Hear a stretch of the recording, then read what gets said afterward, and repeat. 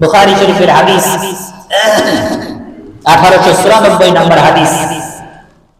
আল্লাহ রাসূল বলতেছেন, আল্লাহ তাআলার পক্ষ থেকে হাদিসে বলছে, আসিয়ামু লি ওয়া আনা আজজি বিহি, রোজা আমার জন্য, যেটি আমরা ব্যাখ্যা শুনলাম, এবং এর প্রতিদান আমি নিজেই দেব।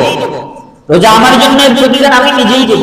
এই হাদিসের শুরুতে বলা হয়েছে কুল্লু আমালি বিনি আদম লাহু, প্রত্যেকটি আমল বনি আদমের জন্য, কিন্তু আসিয়ামু লি, রোজা শুধুমাত্র আমার জন্য। সুবহানাল্লাহ।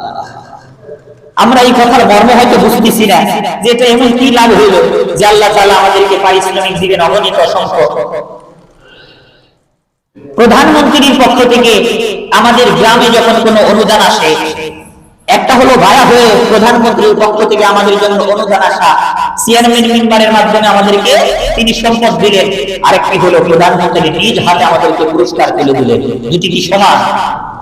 একটা হলো চেয়ারম্যান মেম্বারের মাধ্যমে আমাদেরকে দিলেন, আরেকটি হলো প্রধানমন্ত্রী নিজে আমাদেরকে হাতে দিয়ে দিলেন। পার্থক্য কিন্তু অনেক আছে। কোন সম্পদ কম আর বেশি হোক, কিন্তু তার কাছ থেকে নেওয়ার যে একটা সম্মান, এটা আপনি টাকা দিয়ে কিনে পাবেন না। এখানে আল্লাহ তাআলার পক্ষ থেকে যে পুরস্কার রয়েছে, আল্লাহ বলেছেন আমি নিজ হাত দিয়ে পুরস্কার তাদেরকে দেব। অন্যান্য আমলের বদলা হয়তো ফেরেশতার মাধ্যমে আল্লাহ দিলেন, কিন্তু রোজার পুরস্কার আল্লাহ তাআলা নিজ হাত দিয়ে বান্দাকে স্পেশাল করে দিবেন। সুবহানাল্লাহ। দুই নাম্বার, রোজার ফজিলত লাভ। কাল কিয়ামতের দিন আপনারা হয়তো শুনেছেন, হাজার হাজার বছর কিয়ামতের দিবসে মাঠে অবস্থান করতে হবে, অপেক্ষা করতে হবে, বিচার শুরু হয় না কেন? সারা দুনিয়ার সব মানুষ একত্রিত হয়ে সেখানে থাকবে। মায়ের পায়ের যে মাটি, এই মাটিগুলো রোদের তাপে কাটা হয়ে যাবে। মানুষ দাঁড়ানোর জন্য পায়ের তলায় যতটুকু জায়গা প্রয়োজন ততটুকু জায়গা পাবে। সারা দুনিয়ার সব মানুষ উলঙ্গ থাকবে, পিপাসায় তাদের জিহ্বা, তাদের কণ্ঠনালী শুকিয়ে যাবে, ফেটে যাওয়ার উপক্রম হবে।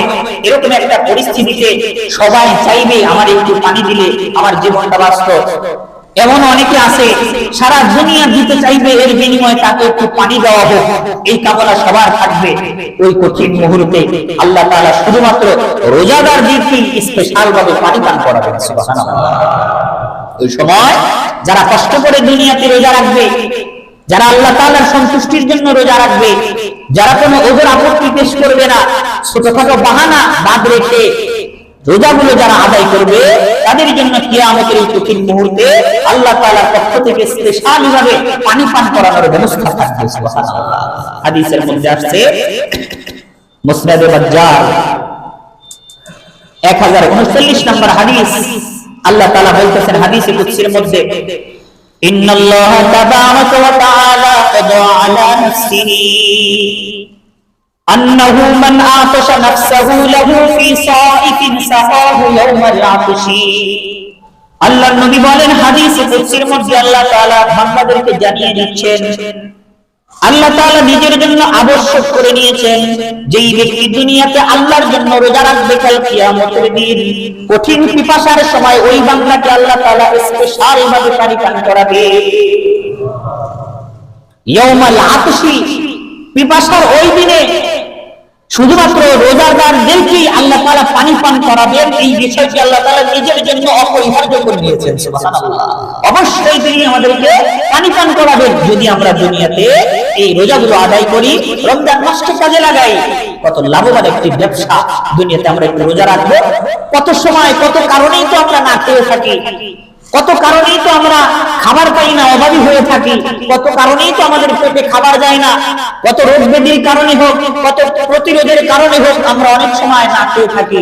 অথচ আল্লাহর জন্য একটু না খেয়ে থাকি, তেমন কিছু হবে না। বরং সারা দুনিয়ার সব বিজ্ঞানীরাই এখানে হার মেনেছে, রোজার কারণে মানুষের শরীরে রোগ ব্যাধি বাড়ে না, বরং কমে। সুবহানাল্লাহ। অন্যান্য সময়ের তুলনায় রোজার মাসে রোগ ব্যাধি একটু ডাউন হয় না, কম থাকে।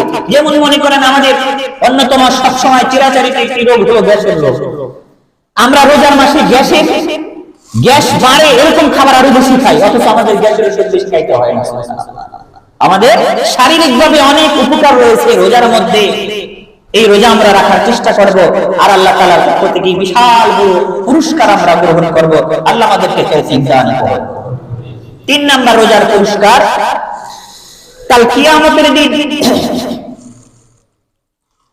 আল্লাহ তাআলা জানি জান্নাত রয়েছে একটা, কিন্তু জান্নাতের দরজা অগণিত। আমরা বইতে পড়েছি জান্নাত হলো 8টি, কিন্তু জান্নাত কয়টি? একটি। জান্নাতের দরজা হলো 8টি, জান্নাত একটি।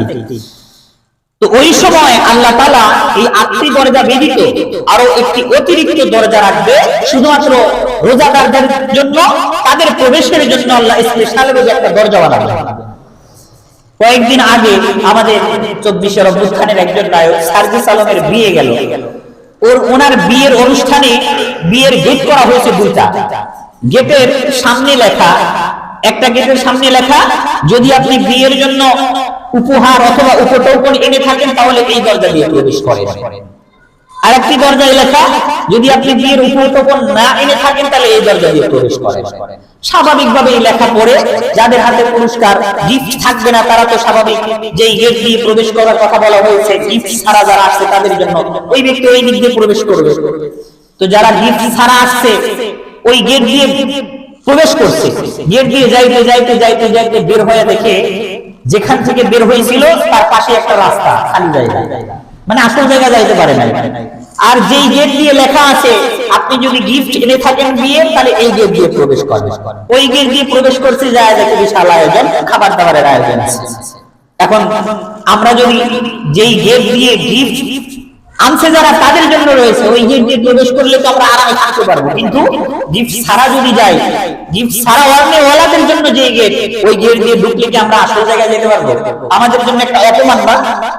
এই যে রোজা, এটা হলো আমাদের জন্য একটা আল্লাহর জন্য একটা গিফট। আল্লাহর জন্য গিফট কেন বললাম? আল্লাহ বলছেন রোজা আমার জন্য। কাল কিয়ামতের দিন শুধুমাত্র যারা এই দুনিয়াতে যে রোজা নামক এই গিফট পুরস্কার আল্লাহর জন্য নিয়ে যেতে পারবে কবরে, তাদের জন্যই ওই স্পেশালি যে গিফট করা হয়েছে রাইয়ান নামক গেট, ওই গেট দিয়ে প্রবেশ করার জন্য অনুমতি দেওয়া হবে। সুবহানাল্লাহ। আর ওই গেট দিয়ে প্রবেশ করলে আল্লাহ তাআলার অসংখ্য নিয়ামত রাজি রয়েছে যেগুলো শুধুমাত্র রোজাদাররাই ভোগ করবে। সুবহানাল্লাহ। হাদিসের মধ্যে আছে, বুখারী শরীফের হাদিস 1896 নম্বর হাদিস, قال رسول الله صلى الله عليه وسلم إن في الجنة بابا يقال له الريان يدخل منه الصائمون يوم القيامة। আল্লাহর নবী বলেন জান্নাতের মধ্যে, জান্নাতের অসংখ্য অগণিত যে 8টি আমরা গেট হিসেবে জানি, এর মধ্যে স্পেশালি ভাবে একটি গেট থাকবে যে গেটের নাম হলো রাইয়ান। এই গেট দিয়ে শুধুমাত্র রোজাদাররাই প্রবেশ করতে পারবে। রোজা রাখে নাই কিন্তু অন্যান্য ইবাদত বندگی করছে, ওই ব্যক্তির জন্য এই গেট দিয়ে প্রবেশের অনুমতি থাকবে না। আর এই গেট দিয়ে যারা প্রবেশ করবে আল্লাহ তাআলা সরাসরি তাদেরকে তার সাক্ষাৎ দান করবে। আমরা জানি রোজাদারদের জন্য 2টি আনন্দের মুহূর্ত রয়েছে, একটি হলো ইফতারের সময়, দ্বিতীয়টি হলো এই রাইয়ান গেট দিয়ে ঢোকার মাত্রই তাদের জন্য আল্লাহ সাক্ষাতের ব্যবস্থা থাকবে। সুবহানাল্লাহ। এই যে বললাম না স্পেশাল আয়োজন, রাইয়ান গেট দিয়ে ঢোকার সাথে সাথেই স্পেশাল যেই প্রথম আয়োজন আল্লাহর পক্ষ থেকে থাকবে সেটা হলো আল্লাহর সাক্ষাৎ। আমরা ভাবতেছি আল্লাহর সাক্ষাতে যেতে মনে কি হইছে, আমরা প্রধানমন্ত্রীকে একটু দেখলাম, এটা কি পেট ভরে যাবে? এটা পেট ভরার চাইতে অনেক বেশি, আমরা যাদেরকে অনেক বেশি ভালোবাসি তার সাক্ষাতে আমাদের জন্য অনেক কিছু হয়ে যায়। টাকা পয়সা অনেক কিছু থাকলেও তার সাথে একটু মুলাকাত, তার সাথে একটু মুসাফা, এটা আমাদের জন্য যে কত বড় প্রাপ্তি, যার হৃদয়ে ওনার ভালোবাসা আছে সেই বুঝে। ঠিক কিনা? তো আল্লাহর প্রতি যাদের ভালোবাসা আছে, হাদিসের মধ্যে আছে কিয়ামতের দিন আল্লাহ তাআলা যাদেরকে সাক্ষাৎ দিবেন, তার যখন তিনি পর্দা উঠায় দিবেন বান্দারা আল্লাহর দিকে তাকিয়ে থাকবে, হাজার হাজার বছর চলে যাবে, বান্দারা এক মুহূর্তের জন্য তাদের চোখের পলক ফেলবে না, তাকিয়ে থাকবে তো থাকবেই। আল্লাহ যখন পর্দা আটকায় দিবেন, যখন তিনি আড়ালে চলে যাবেন, তখন তার হাহাকার শুরু করবে, হায় হায় কি হয়ে গেল, এক মুহূর্তে দেখলাম, মাত্রই তো দেখা শুরু করলাম, এত তাড়াতাড়ি পর্দা বন্ধ হয়ে গেল। আল্লাহ বললেন বান্দা এক মুহূর্তে না, হাজার হাজার বছর চলে গেছে, তোমরা আমাকে দেখতেছো কিন্তু এক মুহূর্তে মনে হয়েছে কেন? যে মজা বেশি থাকার কারণে। বেশি মজাদার জিনিস হইলে আরো খাইতে মন চায়, মনে হয় কতটুকু খাইলাম। আর যদি বিষাদ হয়, ঔষধ যদি তিতা হয়, অল্প একটু খাওয়ার পরেও খাইতে মন চায় না, আর কত খাবো। কিন্তু মজা থাকার কারণে এটার স্থায়িত্ব আমাদের কাছে কম মনে হয়েছে। আল্লাহ তাআলা কিয়ামতের দিন সাক্ষাৎ দিবেন, রোজাদারদেরকে স্পেশালি ভাবে সাক্ষাৎ দিবেন। সুবহানাল্লাহ। এরপরে 4 নাম্বার পুরস্কার, যেই ব্যক্তি রোজা রাখবে আল্লাহ তাআলার পক্ষ থেকে পরোয়ানা লিখে দেওয়া হয়, এই ব্যক্তির জন্য জান্নাত অবধারিত। সুবহানাল্লাহ। এই ব্যক্তিকে আল্লাহ অবশ্যই জান্নাত দিবেন যেই ব্যক্তি পবিত্র মাহে রমজানকে, রমজান মাসের এই রোজাগুলো আদায় করবে। মুসনাদে আহমদ হাদিসের মধ্যে আসছে 23324 নম্বর হাদিস, قال رسول الله صلى الله عليه وسلم من صام يوما ابتغاء وجه الله ختم له به دخل الجنة। আল্লাহর নবী বলেন, যে ব্যক্তি আল্লাহকে খুশি করার জন্য, আল্লাহর সন্তুষ্টির জন্য একদিন রোজা রাখবে, আল্লাহর পক্ষ থেকে এটা লিখিয়ে দেওয়া হয়, আল্লাহর পক্ষ থেকে চুক্তি লেখা হয় যে এই ব্যক্তির জন্য অবশ্যই জান্নাত থাকবে, অবশ্যই এই ব্যক্তির জন্য জান্নাত। খুতিমা লাহু বিহি দাখালাল জান্নাহ, লিখে দেওয়া হয় চুক্তিনামা, এই ব্যক্তির জন্য আল্লাহর পক্ষ থেকে জান্নাতের ব্যবস্থা আছে। সুবহানাল্লাহ। লাভ না ক্ষতি? কতটুকু আমাদের ক্ষতি?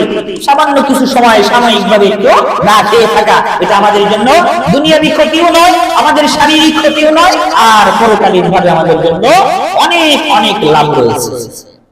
4 নাম্বার গেল। 5 নাম্বার লাভ, কাল কিয়ামতের দিন মানুষ জাহান্নাম থেকে বাঁচার জন্য কত ধরনের উপায় উপকরণ কামনা করবে, কিন্তু দুনিয়া থেকে আল্লাহর ইবাদত বন্দেগীর মাধ্যমে যতটুকু সে উপায় উপকরণ নিয়েছিল অতটুকুই থাকবে, এর চাইতে বেশি সে আর পাবে না। আমি যদি 5 ওয়াক্ত নামাজের মধ্যে 4 ওয়াক্ত নামাজ পড়ি, তো 4 ওয়াক্ত নামাজের উপকরণ সম্বল টাকা আমার কাছে আসে, এই দিয়ে যদি জান্নাত কিনা যায় তো যাবে, নইলে মরার পরে আমাদের সম্পদ বাড়বে, এই ধরনের কোনো উপায় আর থাকবে না। এই কারণে দুনিয়াতে বেঁচে থাকতেই, আমাদের চোখ দুটো খোলা থাকতেই, দুনিয়া থেকেই জান্নাত ক্রয় করার জন্য আমাদের সম্বল কিনে নিয়ে যেতে হবে।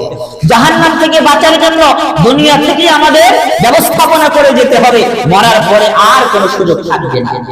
এখন আমরা যদি মারা যাই, আমাদের কারো সম্পদ একটু কম হয়ে গেছে, একটা নেকি আমাদের কম হয়ে গেছে, এখন এই কমতির কারণে আমরা জাহান্নাম থেকে বাঁচতে পারতেছি না। আল্লাহকে আমরা ওজোর আপত্তি পেশ করবো। আল্লাহ কোরআনে কারীমের মধ্যে আসছে, আল্লাহ এই যে একটা নেকির জন্য আমি জান্নাতে যেতে পারতেছি না, আমাকে জাহান্নামে যেতে হবে। আল্লাহর কাছে আমরা হয়তো আরজি করবো, কোরআনে কারীমের মধ্যে আসছে যারা জাহান্নামে যাবে তারা আল্লাহর কাছে বলবে, আল্লাহ সারা দুনিয়ার সবকিছু আপনাকে দিয়ে দিলাম, তবু আপনি আমাকে জাহান্নাম থেকে বাঁচান। আল্লাহকে বলবে, সূরা মাআরিজের মধ্যে আলোচনাগুলো রয়েছে। আল্লাহ বলবেন, দুনিয়া কি তোমার বাপের নাকি? দুনিয়া আমার, তুমি আমার দুনিয়া কারে দিতে চাও? ওই সময় আমি আমার সন্তানকে আল্লাহর কাছে দিয়ে বলবো, আল্লাহ আমার সন্তানকে জাহান্নামের মধ্যে দাও, তবু আমাকে জাহান্নাম থেকে বাঁচাও। আমার স্ত্রীকে, আমার পরিবারের লোকজন, আমার বংশীয় লোকজন, আমার বন্ধু বান্ধব সবাইকে তুমি জাহান্নামে দাও, এর বিনিময়ে তুমি আমাকে জাহান্নাম থেকে বাঁচাও। আল্লাহ বলবেন, এটা আর সুযোগ নাই। কিন্তু কাল কিয়ামতের দিন এই পবিত্র মাহে রমজানের রোজাগুলো জাহান্নাম থেকে বাঁচানোর জন্য আপনার জন্য অন্যতম একটি ঢাল হিসেবে দাঁড়িয়ে যাবে। সুবহানাল্লাহ। ঢাল বুঝেন তো? যুদ্ধের সময় এই মনে করেন গোলাকার মাঝখানে ধরার একটু হাতল আছে, এরকম একটা বাহন থাকে, যখন শত্রু পক্ষ থেকে তরবারি দিয়ে আঘাত করা হয় তখন ওটা বাম হাতে থাকে, ওই তরবারির আঘাতগুলো প্রতিহত করা হয়, এটাকে বলা হয় যুদ্ধের ঢাল। এই ডাল যদি কারো কাছে থাকে তাহলে শত্রুর আক্রমণ থেকে নিজেকে বাঁচাইতে পারবে, প্রয়োজনে নিজের কৌশলগত কারণে শত্রুকে আক্রমণ করতে পারবে।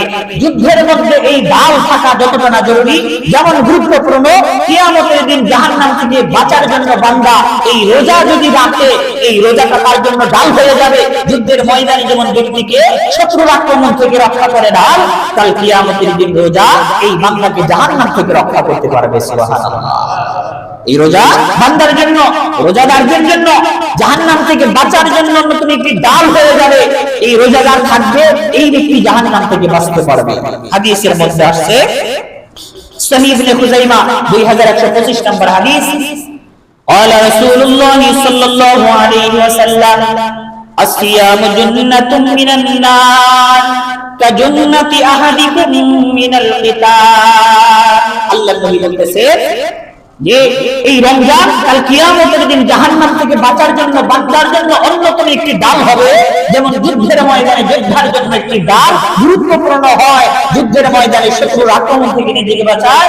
এই রোজা যদি কেউ রাখে, কাল কিয়ামতের দিন জাহান্নাম থেকে বাঁচার জন্য ডাল হিসেবে তার সামনে দাঁড়িয়ে যাবে। সুবহানাল্লাহ। 6 নাম্বার লাভ, আমাদের কি গরম লাগে? ফ্যান ছাড়া হবে না? কে যেন বললেন ফ্যান ছাড়ার কথা। বয়ানের মাঝখানে আমরা কথা না বলবো, ইশারায় কাজ করবো, ব্যাঘাত করতে পারে। কি বলতেছিলাম? আমাদের 5 নম্বর রোজার লাভ, যে কিয়ামতের দিন এই রোজাগুলো আমাদের জন্য ডাল হিসেবে কাজ করবে, যার কারণে আল্লাহ জাহান্নাম থেকে আমাদেরকে বাঁচিয়ে দিবেন। 6 নাম্বার লাভ, আমরা দুনিয়াতে মামলা মোকদ্দমার ক্ষেত্রে দেখি যে যদি আমার বিরুদ্ধে অপরাধ প্রমাণিত হয়, সেখানে আমার পক্ষে যদি একজন সাক্ষী থাকে, তখন ওই সাজা থেকে আমার বাঁচার একটা সম্ভাবনা থাকে, তাই না? যদি একজন সাক্ষী থাকে, যদি একজন সুপারিশকারী থাকে, একজন দাঁড়িয়ে গেল বলল যে এই লোকটা তো এই কাজ করার কথা না, এই লোকটা তো ভালো, সমাজের মধ্যে এই লোকটি ভালো, এরকম একজন সুপারিশকারী আমার পক্ষে সাক্ষী যদি একজন থাকে, তাহলে ওই বিচারের সময় নিজের কেমন অনুভূতি হয়, অনেক ভালো লাগে না? কাল কিয়ামতের দিন এই পবিত্র মাহে রমজানের রোজাগুলো যেই ব্যক্তি রোজা থাকবে তার জন্য সুপারিশকারী সাক্ষী হিসেবে আল্লাহর সামনে দাঁড়িয়ে যাবে। সুবহানাল্লাহ। ওই সময়টা তো বিচারের ময়দান, বিচারের সময় আল্লাহ বিচার করবেন, আর পাশ থেকে রোজা দাঁড়িয়ে যাবে। আপনি ভাবতেছেন রোজা আবার দাঁড়ায় কেন, এগুলো কি আবার প্রাণ হবে না? হ্যাঁ, দুনিয়াতে আমরা যে ইবাদত বন্দেগী করি, প্রত্যেকটি ইবাদত বন্দেগীকে আল্লাহ তাআলা একটা আকার দান করবেন, আর সেই আকার নিয়ে ওই ইবাদত বন্দেগী কর্মী ওয়ালা ব্যক্তির জন্য দাঁড়িয়ে যাবে সুপারিশকারী হিসেবে। আর রোজা, পবিত্র রোজা, এটা হলো বান্দার সুপারিশকারী হিসেবে কিয়ামতের দিন দাঁড়িয়ে যাবে। আল্লাহকে বলবে, আল্লাহ এই যে ব্যক্তি তোমার জন্য শুধু না খেয়েছিল, আমাকে রেখেছিল, তোমাকে সন্তুষ্ট করার জন্য সারাদিন খায় নাই, গুনাহ করে নাই, অতএব আজকে আমি তার পক্ষে সাক্ষী দিচ্ছি, তুমি তাকে জাহান্নামে দিতে পারবা না, তাকে যদি তুমি জাহান্নামে দাও তাহলে আমি সামনে দাঁড়িয়ে আছি। তখন আল্লাহ বলবেন, ঠিক আছে, আমি তো ওয়াদা করেছিলাম, আমি তো আমার হাবিবের মাধ্যমে দুনিয়ার মানুষকে জানিয়ে দিয়েছিলাম, যারা রোজা রাখবে তার জন্য এই রোজার শাফাআতকে কবুল করা হবে, রোজার সাক্ষীকে ওই ব্যক্তির জন্য গ্রহণ করা হবে, আর রোজার এই সুপারিশ পেয়ে ওই ব্যক্তি জান্নাতের মধ্যে প্রবেশ করবে। সুবহানাল্লাহ। মুসনাদ আহমদ শরীফের হাদিস 6626 নম্বর হাদিস। قال رسول الله صلى الله عليه وسلم الصيام والقرآن يشفعان للعبد يوم القيامة।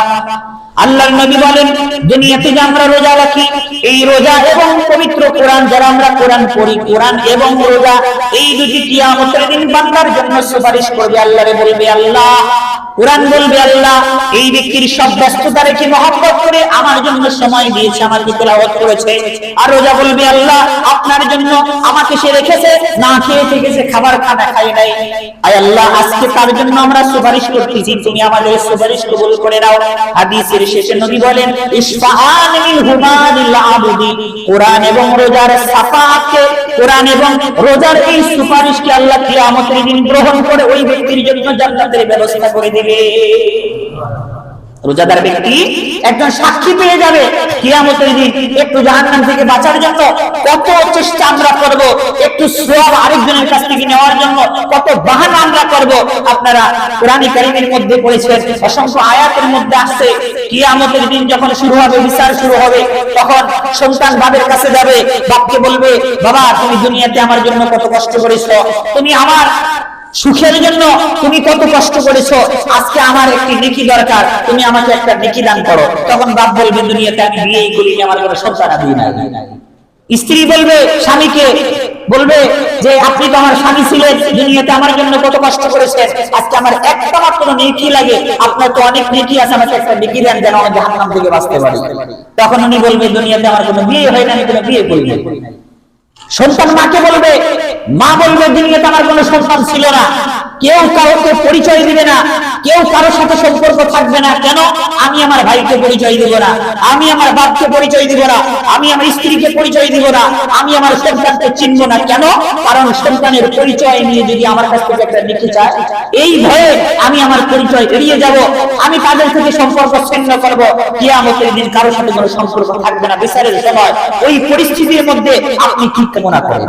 আপনার পক্ষে একজন লোক আসুক, আপনার একটু সওয়াব কম আছে, এখন আল্লাহর কাছে যদি একজন সুপারিশ করে বলে, একজন যদি সাক্ষী দিয়ে বলে, আল্লাহ দুনিয়াতে তো লোকটা ভালো ছিল, ইবাদত বন্দেগী করছে, তারে কিন্তু জান্নাত দেওয়া যায় না, এরকম একজন সাক্ষী যদি ওই সময় পাই, আমাদের জন্য লাভ না ক্ষতি, আমাদের জন্য অনেক লাভ যদি ওই সময় পেয়ে যায়।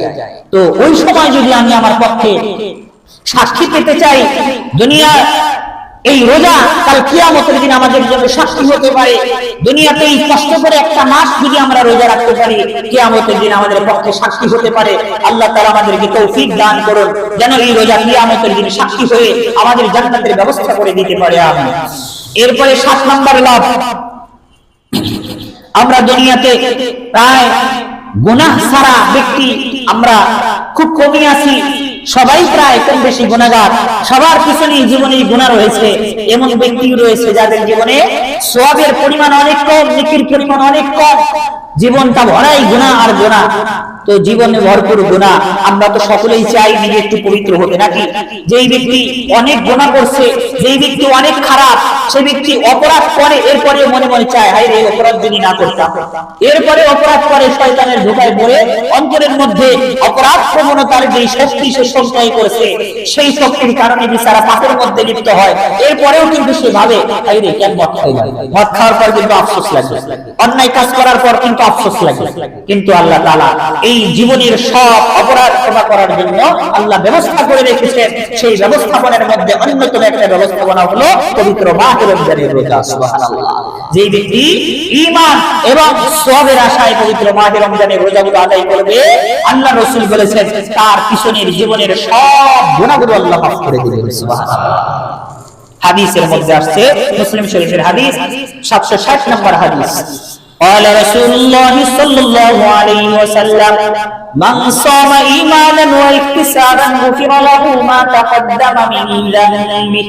আল্লাহর নবী বলেন, যেই ব্যক্তি ঈমান সহকারে, ঈমান নিয়ে, আল্লাহর প্রতি ঈমান নিয়ে, ঈমানান ওয়া ইহতিসাবান এবং সওয়াবের আশায় পবিত্র মাহে রমজানের রোজা রাখলে, নির্ভুলভাবে গুনাহ ছাড়া যেই ব্যক্তি ইবাদত বندگی করবে, পবিত্র মাহে রমজানের রোজা রাখবে, আল্লাহর নবী বলতেছেন ওই ব্যক্তির পিছনের সব গুনাহ আল্লাহ মাফ করে দিবে। সুবহানাল্লাহ। এখন সব গুনাহ মাফ করবে। আমরা জানি শিরক যেই গুনাহগুলো আছে, এই গুনাহ আল্লাহ তাআলা মাফ করেন না। এই গুনাহ মাফ করেন না মানে মাফ করাইতে অনেক কঠিন। যেমন মনে করেন সরকার থেকে একটা জিনিস আছে যে এই জিনিসের কোনো ক্ষমা নাই, এটার অপরাধ হলো মৃত্যুদণ্ড, তাকে দেওয়া হবে, এটা অনেক বড় অপরাধ, এটার শাস্তি হলো মৃত্যুদণ্ড, এর কোনো অপরাধ, এর কোনো ক্ষমা নাই। আবার আমাদের মা বাবা বলে এটা যদি করস তোর কোনো ভাত নাই, এর মানে কি একবারে ভাত দেয় না। এরপরে যখন আবার খুব কষ্ট ভালোভাবে চাই, আবার কিন্তু ভাত দেয়, তাই না? তো আল্লাহ বলছেন মায়া মহব্বত তো বান্দাকে করেন যে শিরক গুনাহ এটা আমি ক্ষমা করব না।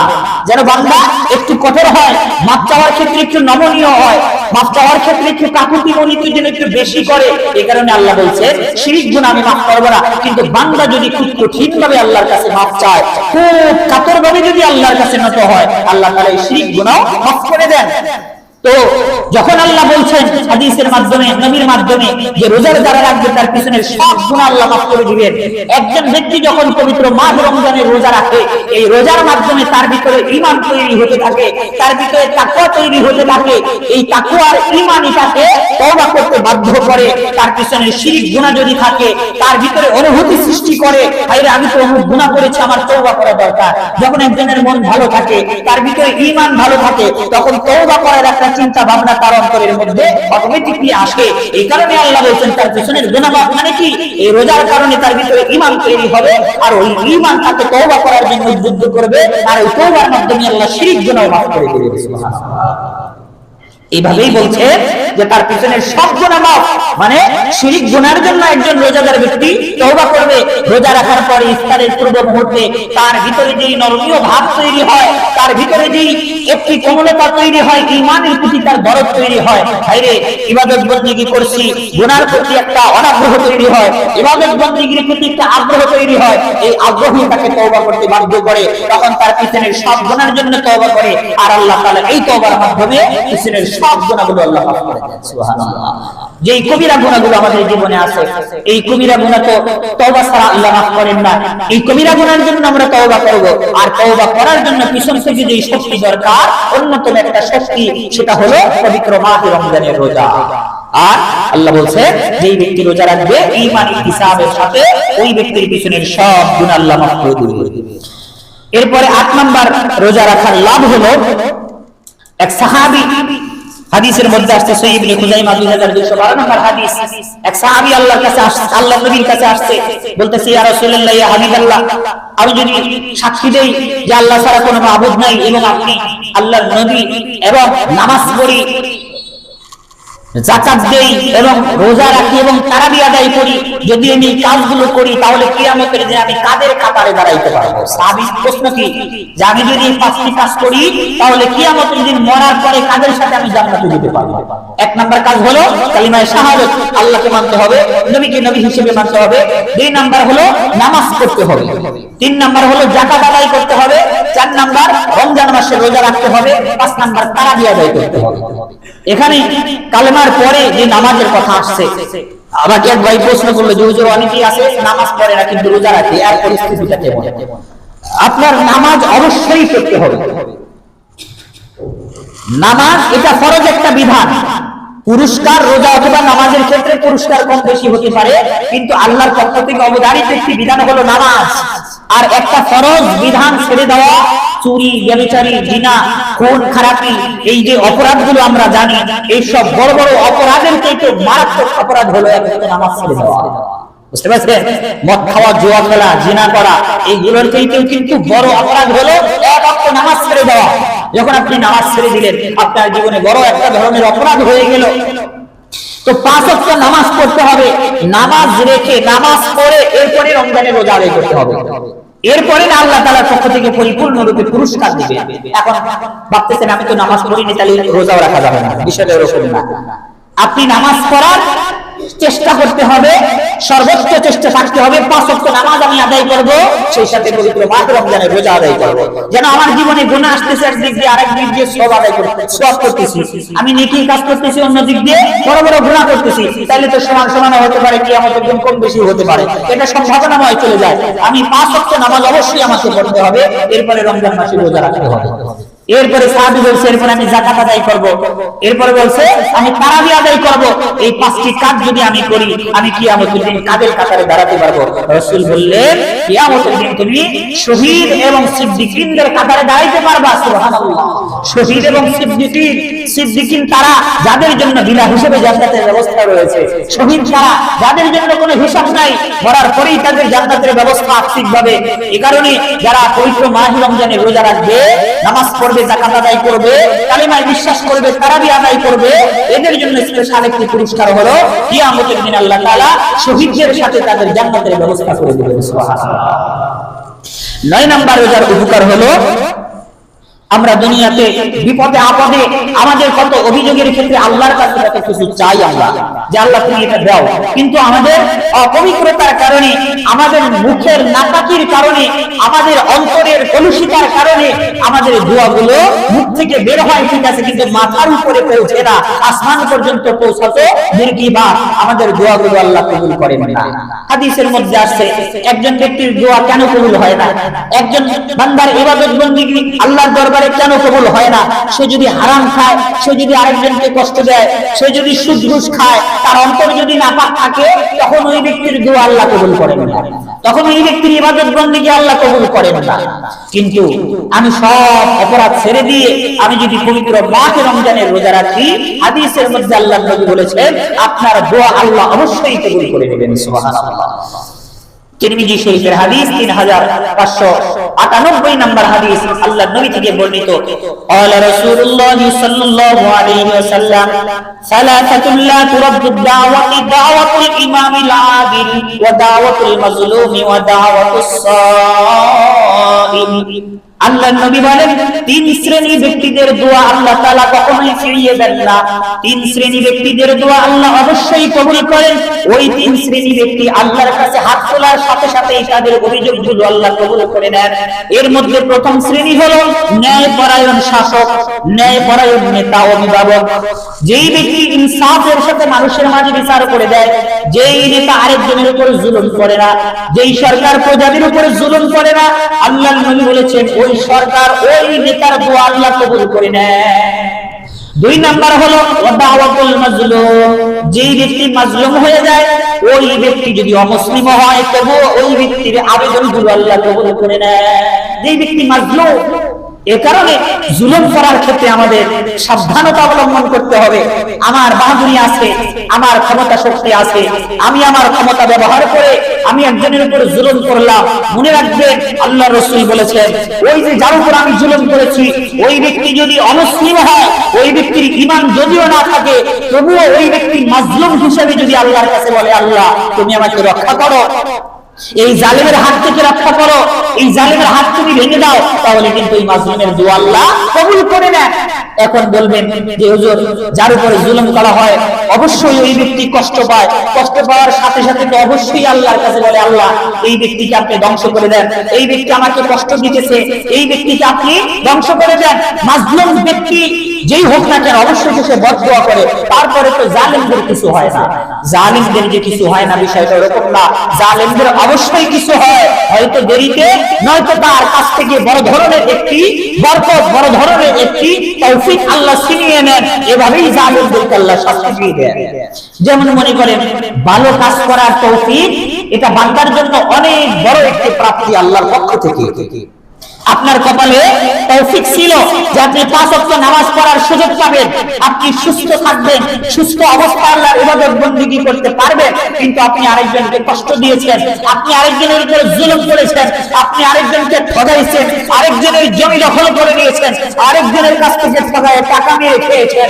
ওই ব্যক্তি যখন আপনার জন্য বদদুয়া দিবে, তখন এই বদদুয়ার কারণে তাৎক্ষণিকভাবে হয়তো আল্লাহ আপনার হাত পা ভেঙে দিবে না, তাৎক্ষণিকভাবে হয়তো আল্লাহ আপনার কাছ থেকে কোনো কিছু ছিনিয়ে নেবেন না, কিন্তু আপনার কাছ থেকে বড় ধরনের যে তৌফিক, বড় ধরনের যে প্রাপ্তি, নেক কাজ করার শক্তি, নেক কাজ করার তৌফিক আল্লাহ ছিনিয়ে নেবে।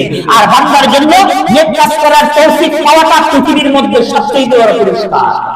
আর নেক কাজ থেকে বঞ্চিত থাকা একজন ব্যক্তির জন্য আল্লাহর পক্ষ থেকে সবচেয়ে বড় গজব। আমি আপনি বুঝতেছি না কি আর হবে, কিন্তু কিয়ামতের দিন যেই দিন একটা নেকির অভাবে ব্যক্তি জাহান্নামে যাবে, যেই দিন একটি সওয়াবের কারণে ওই ব্যক্তি, ফেরেশতারা ওই ব্যক্তিকে জাহান্নামে টেনে নিয়ে যাবে, ওই সময় টের পাইবেন এক ওয়াক্ত নামাজ পড়ার তৌফিক পাওয়া কত বড় ধরনের উপকার ছিল আমার জন্য। ওই দিন টের পাইবেন নামাজ পড়া থেকে আপনি বঞ্চিত থাকছেন মানে কি দুনিয়ার বড় কিছু হারায় ফেলছেন। দেখবেন জালেমের জন্য সবচেয়ে বড় শাস্তি তো এটা, ওই জালেম ভালো কাজ করার তৌফিক পায় না, এই তৌফিকটা হারায় ফেলছে কেন? ওই মাজলুমদের বদদুয়ার কারণে। এই কারণে জালেম হইেন না। কারোর সামনে যদি আপনি জালেম হয়েই থাকেন, অবশ্যই অবশ্যই ফিরে আসেন, তার কাছ থেকে ক্ষমা চান। সে যদি বদদুয়া দেয় আপনার জীবনের বড় কিছু হারিয়ে ফেলবে।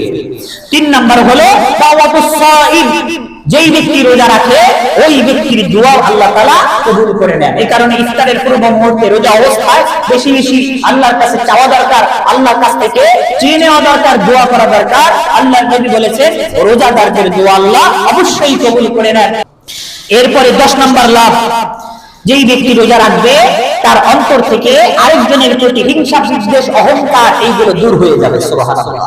হাদিসের মধ্যে আসছে যেই ব্যক্তি যত বেশি রোজা রাখবে আরেকজনের প্রতি হিংসা, বিদ্বেষ, অহংকার অর্থাৎ অন্তরের যে রোগগুলো আছে এই রোগগুলো সহজেই রোজার মাধ্যমে সেরে যায়। রোজার মাধ্যমে একজন ব্যক্তির আত্মিকভাবে, আন্তরিকভাবে যে রোগ ব্যাধি ছিল এইগুলো দূর হতে থাকে।